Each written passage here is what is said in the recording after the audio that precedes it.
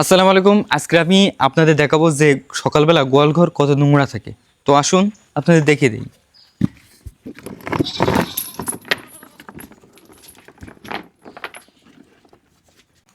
তো এই দেখুন আমাদের গোয়ালির অবস্থা, ঠিক সকালবেলা একটা অবস্থায়। এইভাবে আজ পর্যন্ত কোনো ভিডিও দেওয়া হয়নি, ওই জন্য আজ চিন্তা ভাবনা করলাম যে এইভাবে একটা ভিডিও দেই, তাতে আপনাদের কিছুটা হলেও একটা আইডিয়া চলে আসবে যে সকালবেলা কীরকম অবস্থা থাকে গোয়ালঘরের।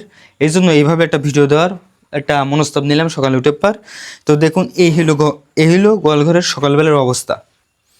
এখান থেকে দেখুন আরও তো পরিষ্কার করা হয়েছে, এছাড়া অনেক বেশি নোংরা ছিল, আরও তো পরিষ্কার করা হয়েছে। এই জন্য দেখুন কত খারাপ একটা অবস্থা। এছাড়াও কিন্তু অনেক খারাপ ছিল।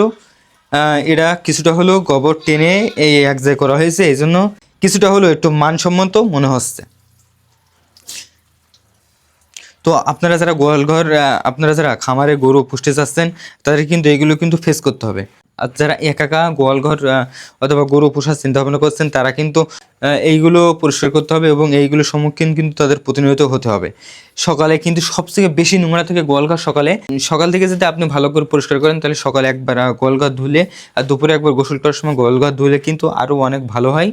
আর বিকেলে সকালে রাতে প্রতিনিয়ত কিন্তু ওই গোবরগুলো আপনাকে টানতে হবে। তাছাড়া কিন্তু গোয়ালঘরের কিন্তু একেবারে অনেক নোংরা থাকবে। সুন্দর করে পরিষ্কার করব আর একেবারে ক্লিন, একেবারে ঝকঝকে করব।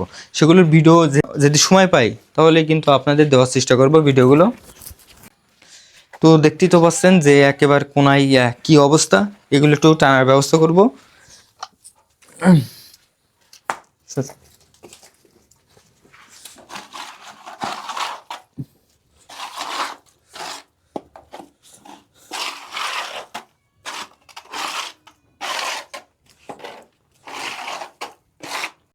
এইভাবেই কিন্তু রাত থেকে আস্তে আস্তে অল্প অল্প করে এগুলো কিন্তু জমা করা হয়।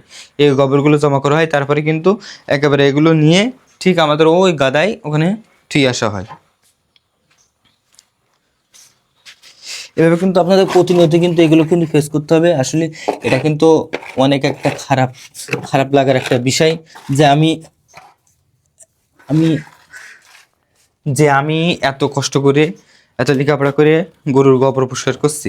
এটা কিন্তু একটা লজ্জার বিষয় হতে পারে আপনার কাছে, কিন্তু অনেকের কাছে কিন্তু এটা একটা সম্মানের বিষয়। আসলে আমার অনেক ভালো লাগে, এই জন্য কিন্তু আমি এইগুলো করি, আমার অনেক পছন্দ।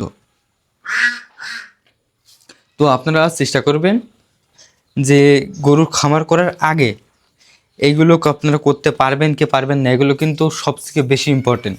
কারণ আপনি যদি এইগুলো না করতে পারেন, তাহলে কিন্তু গোয়ালঘর অনেক নোংরা থাকবে, গরু অসুস্থ হবে অনেক বেশি।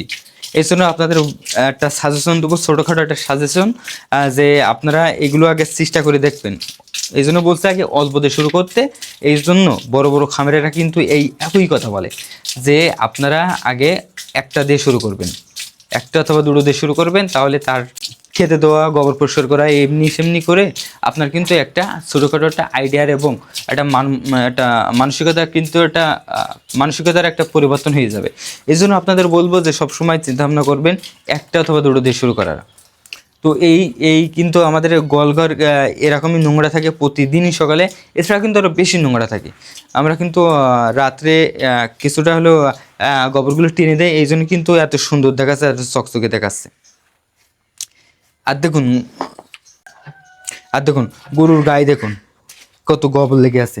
এগুলো কিন্তু সব ডলে পরিষ্কার করতে হবে। এগুলো কিন্তু অনেক সময়ের ব্যাপার। কিন্তু এগুলো কিন্তু আপনি যদি প্রতিদিন দেন অথবা সকালে দেন, তাহলে কিন্তু এগুলো মোটরে পানি দিলেই কিন্তু উঠে যাবে। আর যদি আপনি ভাবেন যে এইটা আমি দুপুরে গোসল করাবো, তাহলে কিন্তু এই গোবরগুলো গায়ে সব লেগে যাবে আর এগুলো কিন্তু আসলে উঠবে না। এই জন্য বলছি সকালবেলা সবথেকে ভালো হয় সকালবেলা গরুকে গোসল করানো আর মেঝেটা একবার পরিষ্কার করানো। নয়তো এইগুলো কিন্তু সব লেপ্টে যাবে এবং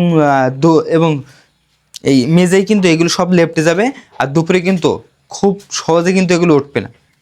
এই জন্য বলছি সকালবেলা সবথেকে ভালো হয় সকালবেলা আপনি গোয়ালঘরটা একদম পরিষ্কার করবেন মোটর দিয়ে, তাহলে খুবই খুবই ভালো হয়। এই জন্য বলছি আপনারা একটু চিন্তা ভাবনা করবেন যে কী করলে আপনারা ভালো হয়। সব কিছু কিন্তু ভেবে চিন্তে করবেন, তাহলে দেখবেন আপনাদেরও উপকার হবে, আপনাদেরও ভালো লাগবে। আর যদি হঠাৎ করে করার চিন্তা ভাবনা করেন, তাহলে কিন্তু তত লাভ হবে না, আপনার কিন্তু লসই হবে। তো বন্ধুরা, এই ছিল ছোট্ট একটা ভিডিও। আশা করছি আপনাদের কিছুটা হলেও উপকার হয়েছে। যদি কিছুটা হলেও উপকার হয় তো আমাদের চ্যানেলটা ফলো দেবেন, আর ইউটিউব থেকে দেখলে অবশ্যই চ্যানেলটি সাবস্ক্রাইব করবেন। আসসালামু আলাইকুম।